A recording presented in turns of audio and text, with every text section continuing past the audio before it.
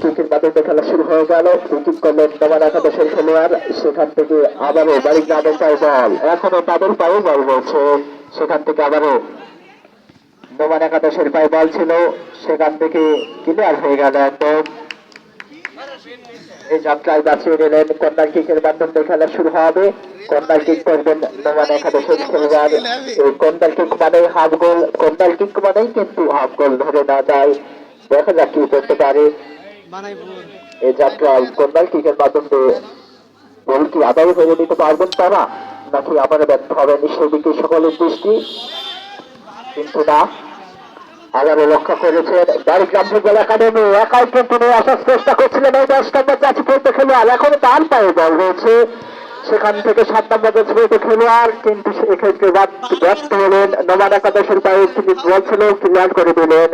আবারও তাদের পায়ে বল রয়েছে, এখন পর্যন্ত তাদের দখলেই খুব সুন্দর করে খেলছেন। ইতিমধ্যে কিন্তু আমি বানাইপুর জুনিয়র টিমের খেলোয়াড় হাতে লিস্ট পেয়ে গিয়েছি। এর পরবর্তী ম্যাচ, দ্বিতীয় নম্বর ম্যাচে যে তিনটি দল অংশগ্রহণ করবেন, সালভর এনায়তপুর যুক্ত সংঘ বনাম বানাইপুর জুনিয়র টিম। বানাইপুর জুনিয়র টিমের যে সকল খেলোয়াড়রা আজকে মাঠে থাকবেন: রিপন ক্যাপ্টেন, রিয়াদ, হুমায়ুন, রিয়াজ, সুমন, স্বাধীন, সারোয়ার, জাহিদ, মাহি, মানিক গোলকিপার। আমি বানাইপুর জুনিয়র টিম বনাম সালভর এনায়তপুর যুক্ত সংঘের দুই দলকে কিন্তু পূর্ব প্রস্তুতি নিতে বলেছি, কারণ আমাদের এই খেলা শেষ হলেই আপনাদের খেলা অনুষ্ঠিত হবে। 2 মিনিটের মধ্যে কিন্তু আপনাদের মাঠে উপস্থিত হতে হবে।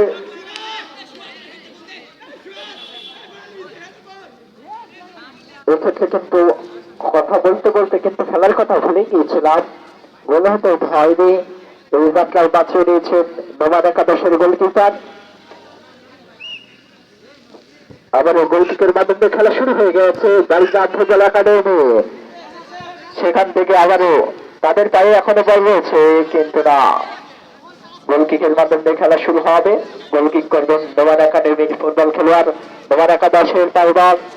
এই গোলকিপারের মাধ্যমে, গোলকিকের মাধ্যমে কিন্তু খেলা আবারও শুরু হয়ে যাবে। দুটি আন্তরিক খেলা চলছে এখন পর্যন্ত, কিন্তু দুটি দলই কিন্তু শূন্য রয়েছে, তারা কিন্তু গোল নামের সোনার হরিণ অর্জন করতে পারে নাই।